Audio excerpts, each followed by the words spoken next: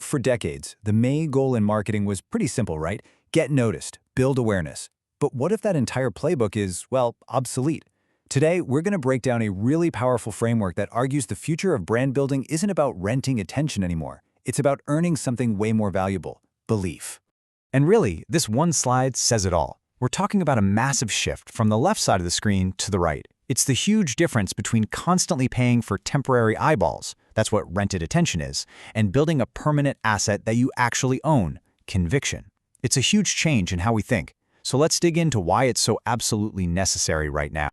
All right, so first things first, let's talk about the problem. That old playbook, you know the one? The one that basically told us to just shout louder than everybody else to get noticed? Yeah, it's broken. It was built for a world that just doesn't exist anymore. And this table here really shows you how the entire market has been turned upside down. Back in the day, on the left, attention, information, even trust, all of that stuff was scarce. If you had the money for a big TV ad, you pretty much won. But today, look at the right. All of those things are abundant. Getting a click is easy, but keeping someone's trust, that's the hard part. And that trust isn't based on your ad budget anymore, it's based on what people can see you do. And here's the real kicker. Just chasing awareness today can actually backfire. It's like you're paying to put a giant spotlight on the gap between what you promise and what you actually deliver. Every single ad you run could become evidence against you if you can't back it up. So, if the old way is broken, what's the fix? Well, it's a whole new model, a new way of thinking, and it's called belief architecture. So what is it exactly? Well, you gotta understand, this isn't about some flashy one-off campaign. It's a system. It's about carefully designing every single interaction a person has with your brand, from a simple social media post to a customer support call, all with the goal of methodically moving them towards a genuine alignment with you. And this next part, this is what I find so powerful about this idea. Belief architecture isn't about trying to persuade people or trick them into liking you. It's about consistently showing your values through your actions over and over and over again. You basically present so much evidence that believing in you becomes the only logical conclusion for a customer to make. Okay, theory is great, but how does this actually work? Let's get practical. The framework is broken down into 4 clear stages. Think of it like a journey, where each step builds right on top of the last one. So here they are. The journey starts with recognition, moves to resonance. Then you've got to hit validation. And finally, you reach the ultimate goal, alignment. Let's break down exactly what each of these means. Okay, we start with recognition, but this is a totally redefined kind of awareness. The question isn't just, hey, have you heard of us? No. The real question is, do they get you? They have to instantly understand the very specific problem you solve and who you're solving it for. Anything less is just adding to the noise. Next up is resonance, and this is where things get personal. It's honestly where most brands fall flat.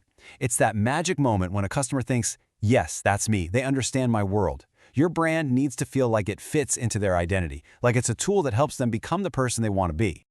So once you've got that emotional hook, you hit stage 3, validation. This is the prove it stage. This is where you answer the question, can you actually deliver on your promises? And it's all about cold, hard evidence. Real customer stories, transparent data, anything that proves your actions always match your words. And that brings us to the final stage, the holy grail, really, alignment. This goes so much deeper than just trust. This is when a customer doesn't just buy your product, they buy into your entire mission. Your brand becomes a flag they wave, a way for them to express their own values to the world. And that's when they become your most passionate evangelists. Okay, so that's the framework. But how do you actually do this? What does it look like on the ground? Well, it demands a pretty fundamental shift in how marketing leaders think about their jobs and how they operate. What this means is that a marketing leader's role has to completely transform. You stop being just a campaign manager, and you become a belief architect. As you can see here, the focus shifts. It's no longer about fleeting messages. It's about lasting frameworks. You stop thinking in short-term campaigns and start designing long-term journeys. And you move from just counting impressions to demonstrating consistent, believable patterns of behavior.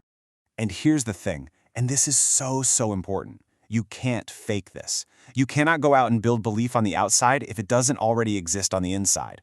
Every single employee, every policy, every internal meeting is a proof point. Your company culture is the real engine that powers all of this. Right, so you might be thinking, wow, that sounds like a lot of work. And it is. So why bother?